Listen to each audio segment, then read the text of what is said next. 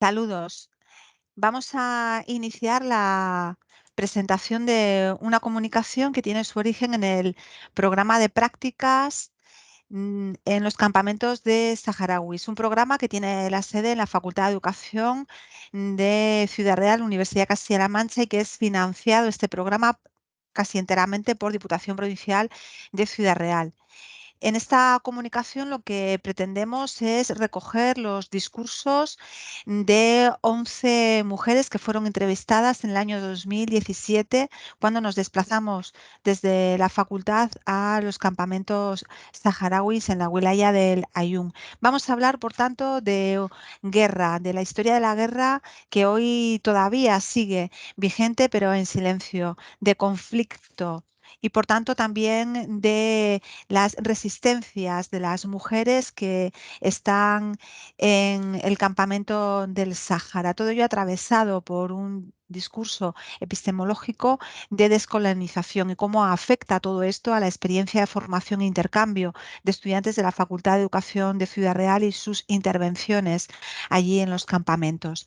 Por tanto, lo que vamos a explicar a continuación es el análisis de 11 mujeres que fueron entrevistadas y que llevan a cabo en los campamentos del Sáhara distintos roles que, como se pueden apreciar ahí, entre otros, sostenedoras de vida, madres, abuelas, educadoras, activistas.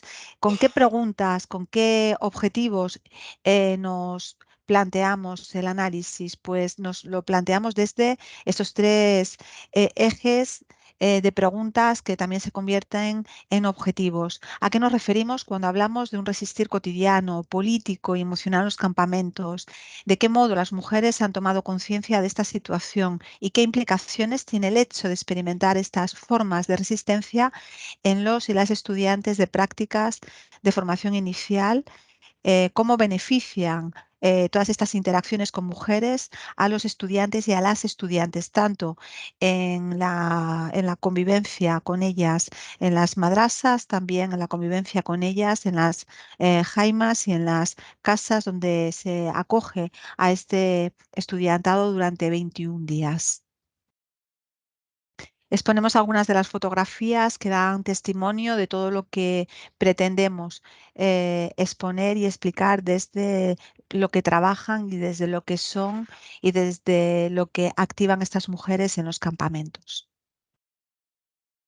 En estas fotografías se puede ver las cotidianidades, las distintas maneras de resistir en esa cotidianidad y cómo tienen un papel donde es muy importante esa función de sostenimiento de la vida en el día a día de los campamentos.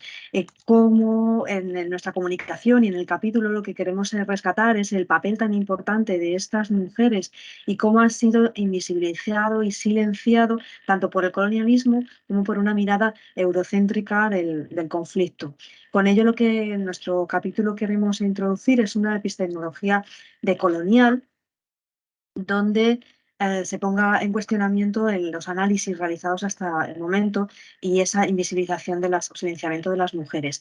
Hemos identificado en el análisis distintos tipos de resistencias como categorías, por ejemplo, las resistencias emocionales, intergeneracionales, de políticas visibles, educativas y cotidianas. Queríamos empezar con un verbatim de esas resistencias emocionales de la directora general, el Adaira de Amgala, exiliada y sobreviviente, quien afirma o hace referencia a la importancia que aportan las mujeres justamente por su manera de ofrecer amor y unión a todas las mujeres que se quedan en los campamentos y que han dejado atrás a los hijos y hombres que se quedaron en otros lugares, que siguen la lucha más activa en el conflicto. Y la importancia de ese vínculo y esa emoción como una manera de agarrarse y resistir. También es muy importante la diferencia de edad entre las mujeres. No es lo mismo haber vivido el conflicto desde el exilio y el desplazamiento a nacer ya en los campamentos. Esto se puede ver muy bien en el capítulo, y aquí rescatamos la voz de la directora de Jefas de Barrio, vicealcaldesa del ayuntamiento, exiliada y sobreviviente, que muestra una de esas formas de resistencia donde de una manera nostálgica se recrea la forma de vida nómada previa al conflicto, donde está diciendo las mujeres lo que hacen es que siguen viviendo en jaimas, no quieren vivir en las casas de adobe, que son las que caracterizarían las formas de desplazamiento. Se quedan en esas jaimas durante todo el año. Otra de las resistencias serían las de políticas visibles, la forma de intervenir de las mujeres en la cotidianidad política, donde nos dicen a las informantes, las mujeres lo organizan todo. De cada ministerio hay una representante que está aquí en la wilaya y tienen otras mujeres que trabajan en el barrio.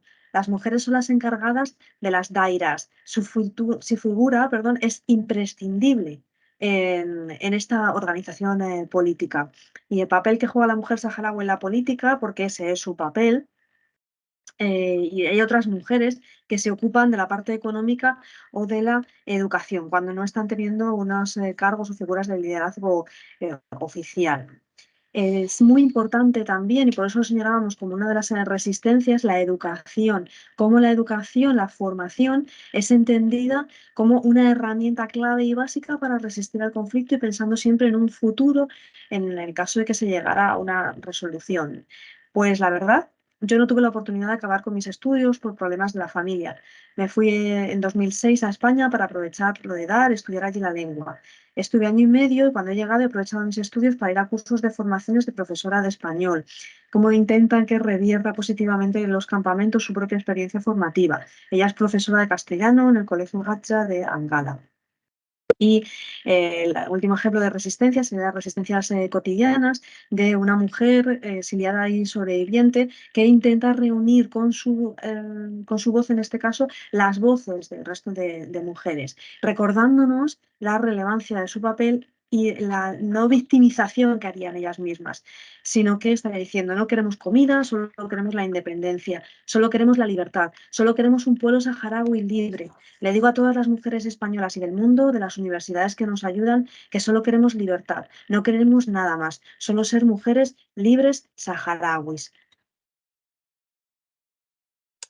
Bien, pues a modo de conclusión y recogiendo un poco todo lo que han ido contando mis compañeras, es verdad que el concepto de resistencia es un concepto complejo y os remitimos al capítulo donde se hace este abordaje de una manera un poquito más profunda. Sí que queremos destacar como conclusión tres ejes clave que se van abordando a lo largo de todas estas narrativas que hemos ido escuchando. Por un lado, las resistencias como sostén comunitario y femenino, y en algunas ocasiones también feminista, ante estas situaciones de violencias que hemos ido describiendo y que, bueno, como bien ya conocemos, suceden en el pueblo saharaui. Por otro lado, en la siguiente diapositiva vemos esta idea de resistencia subversiva desde esa epistemología decolonial o resistencias decoloniales, como bien dice Claudia Corol en esta cita, eh, cuando señala que el desafío está en poder transformar el sentido común occidental a través del sistema cultural y educativo. Y nosotras añadiríamos, a partir de estas narrativas de resistencia que tienen ese poder transformador desde ese brazo que es la educación decolonial, que sería el siguiente eje, esas pedagogías feministas decoloniales como transformación a todas estas situaciones de conflicto. Por último, queríamos también remitiros a dos de nuestras últimas publicaciones como grupo de investigación, en el que en una de ellas hacemos hincapié en todas estas narrativas de resistencia. Aquí hemos visto unas pequeñitas píldoras de ellas, pero en este otro artículo tenemos un mayor análisis en profundidad. Y por otro lado, lo que es el método biográfico narrativo desde la etnografía crítica y feminista, que también desarrollamos. Y hasta aquí, muchas gracias por escucharnos, por hacer memoria activista, como bien decía Maite Bejarano al inicio, y recordar que se trata de una pedagogía de nosotras, de pensarnos juntas y narrarnos desde un yo colectivo. Un placer.